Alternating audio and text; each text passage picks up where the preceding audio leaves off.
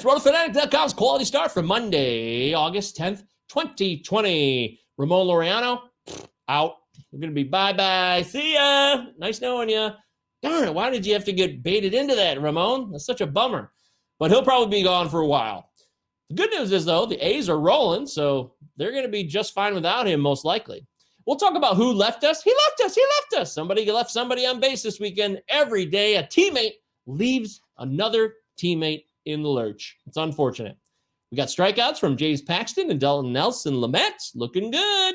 Even Justice Sheffield had a nice outing over the weekend. We'll talk about Monday and the menu that we can look forward to. Randy Dobnak back on the bump. We love having Dobnak on the mound. He goes up against the Brew Crew. We got Robbie Ray in Coors Field. Ooh, that is scary. But maybe you're going to start him. Raise your hand if you're going to start Robbie Ray at Coors Field Monday night. Anybody? We'll find out if that's actually not a terrible call. All of that and more today. RotoFanatic.com's quality start for August 10th starts now.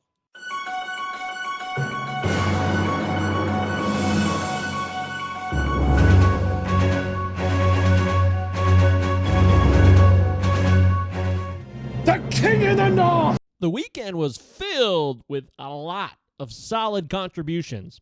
But to me, one stood out above them all. And that is the most exciting player in baseball. One home run as he rips it to left, and then an oppo taco to right, and then a third one. Another oppo taco to right field, over the fence.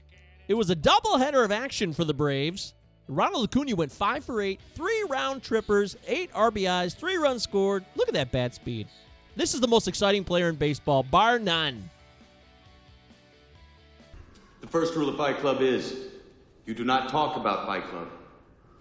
The second rule of Fight Club is you do not talk about Fight Club. Ramon Laureano gets hit in the back. That doesn't feel good. But you know what else does not feel good? A suspension with 2 digits in it. And the bottom line here is that Laureano is going to be suspended for a while. Because with COVID going on, again, he's still jawing, and he's going to get baited by Alex Cintrone, the bench coach, who should definitely know better for the Houston Astros. He'll probably be gone for the season.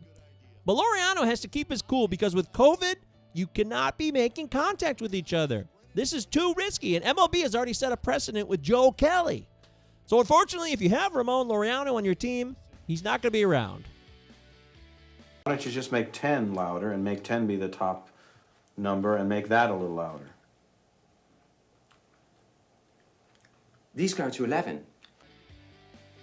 James Paxton came back from the brink. He struck out 11 batters against the Rays, pitching quite well after 2 horrible starts. And Dinelson Lamet also struck out 11. 2 guys striking out 11 batters on the same Sunday.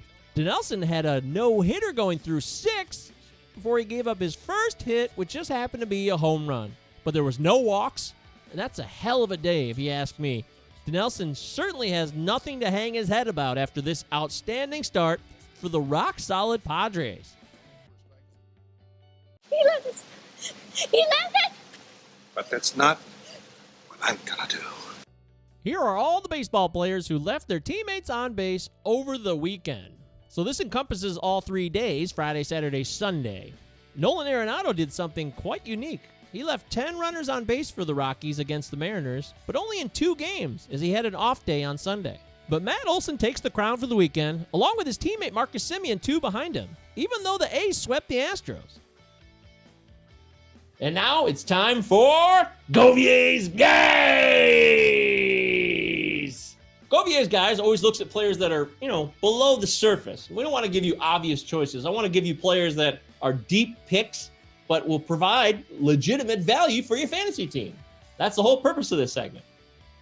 Colby Allard looked outstanding in his start against the Angels on Saturday. He struck out Ohtani and Trout 2 times each, and he did not allow a lot of hard contact. Only 4 balls were hard-hit balls in that outing, compared to his rival on the mound that day, Patrick Sandoval, who gets a lot of buzz, who had 9 hard-hit balls against him. So I think Allard is undervalued, and it's someone you would like to probably take a deeper look at in your fantasy leagues. Dylan Moore. Some of you may be asking yourselves, hey, who's Dylan Moore? Dylan!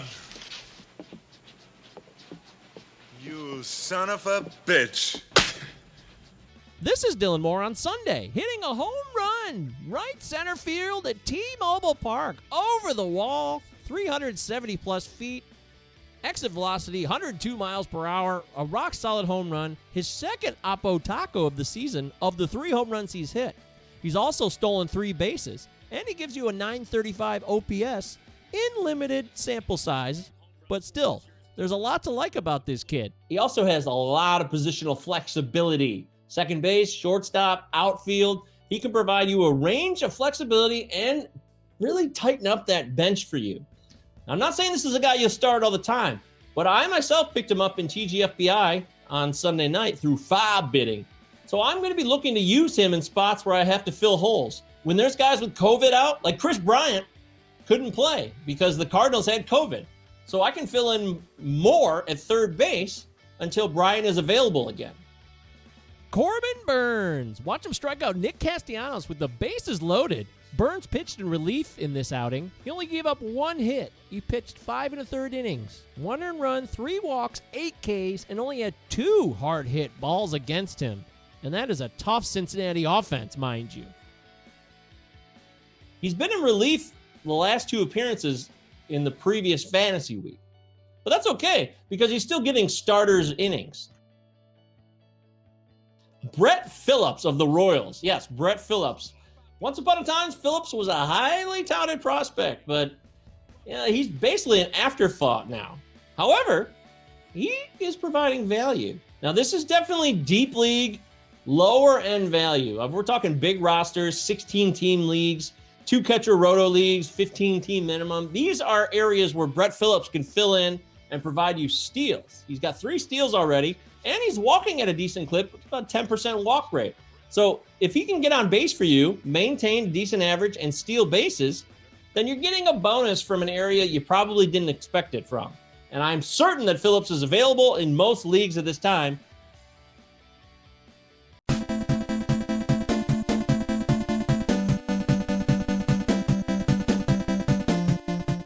There are injury concerns all over MLB. Corey Seager's missed a couple games recently, but he's not going to be on the IL as of this morning.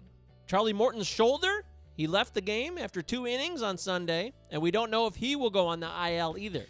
Stanton is definitely on the IL, and Madison Bumgarner blamed his poor start on Sunday on back spasms. Yeah, right.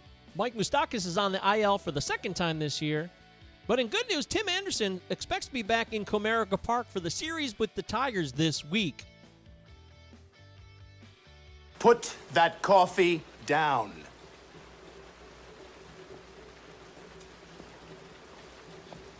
Coffee's for closers only. It was another fascinating weekend of closer activity. Taylor Williams of Seattle really deserves some credit. He struck out 3 in a 4-out save on Sunday against the Rockies, who have been on a tear. So kudos to Taylor. Rafael Montero seems to have grabbed a hold of the Texas Rangers closing job as he grabbed 2 saves against the Angels over the weekend. Seth Lugo got the save after Edwin Diaz struck out the side in the 8th inning in the win over the Marlins on Sunday. And Zach Britton gave up the game-winning run against the Tampa Rays in a tie game in the bottom of the 9th on Sunday.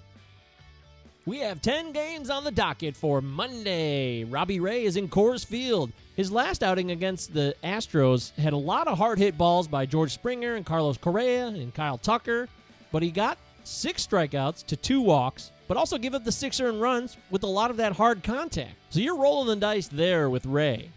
I'm much more interested in Randy Dobnak. He's going against Adrian Hauser in an exciting pitching matchup. Yes, I said exciting. So I asked our 2 data studs at rotofanatic.com, Crosby Spencer and Paul Mamino, to put together a couple of thoughts about Randy Dobnak. Mamino sees an ERA disparity based on his model from 2019 to 2020, going up about a run from mid-3s to mid-4s now. All of Crosby's data says we are in a depressed hitting environment. We are not in the 2019 era. So this is important because Dobnak is probably benefiting with the bats being depressed. Paul Mamino also says that Dobnak's getting lucky with his sinker, while Crosby says there needs to be another mile per hour or 2 added to Dobnak's fastball. Lastly, this is Paul Mamino's model for WOBA, on all of Randy Dobnak's fastball location based on pitch count. Starting Tuesday, Paul will be having his weekly article about his Stuff ERA estimator, which is all about his pitch location models. So if you're into this stuff, please check out rotofanatic.com Tuesday. And now it's time for This Day in Fantasy History.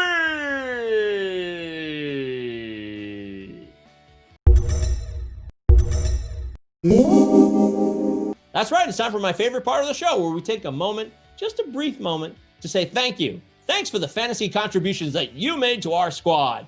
We have not forgotten you. Today we got some big boppers filled with PEDs, muscles full of steroids. Barry Bonds, Sammy Sosa are just a couple of guys that are featured in today's fantasy history segment. So let's see what some of these big hitters did on this date, August 10th, once upon a time. Diddle-doo, diddle-doo, diddle-doo, diddle-doo, diddle-doo. On this date in 2002, Barry Bonds, the great one, who was already a Hall of Famer without steroids, broke former Giant Willie McCovey's Major League record for intentional walks by walking intentionally for the 46th time. And again, in 2002, on that same day that Bonds broke the intentional walk record, Sammy Sosa hit 3 home runs in 3 consecutive at-bats. He showed you what a cork bat can really do. Isn't that impressive? He had 9 RBI in that game. A monster fantasy day. And finally, on this date in 2009, the great one. Once upon a time, there was so much promise. Troy Tulowitzki had 5 hits, completing the cycle with a triple in the 7th inning of the Rockies' 11-5 victory against the Cubs at Coors Field. He was the 5th player in franchise history to accomplish that feat. And for a period of time in the late aughts, in the very beginning of the 2010s, he was a top 10 fantasy player.